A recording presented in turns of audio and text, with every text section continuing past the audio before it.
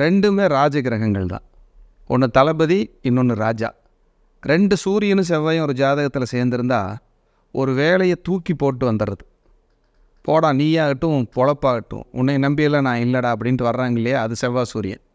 இதுவே ஒரு பெண் ஜாதகத்தில் இருந்ததுன்னா அற்ப மாங்கல்ய தோஷம், மாங்கல்ய தோஷம் அற்ப மாங்கல்யம்னு சொல்கிறாங்க.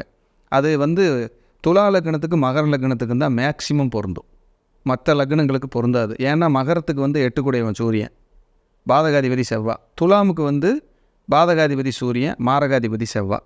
அப்போ 2 பேர்த்துக்கு சூரியன் செவ்வாய் இணைஞ்சால் தான் அதிக தொந்தரவு ஒழிய மற்ற லக்னங்களுக்கு நம்ம பார்க்க தேவையில்லை.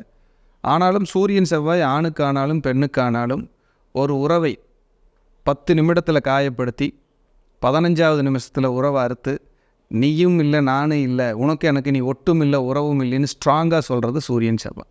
ஃப்ரெண்ட்ஸுங்க, சொந்தக்காரங்க, பக்கத்து வீடு, யாராவது தெரிஞ்சவங்க பாருங்கள், யாராவது ஒரு சுவாமிநாதன் பேருடையவங்க அந்த இதில் உங்களுக்கு லிங்க் ஆவாங்க.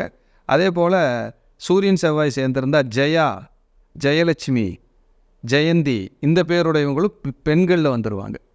இப்படி சூரியன் செவ்வாய்க்கு நிறைய விஷயங்கள் சொல்லிகிட்டே போகலாம். சூரியன் செவ்வாய்ங்கிறது ஒரு ஆளுமையான ஒரு விஷயம், இவங்களை வெல்ல முடியாது.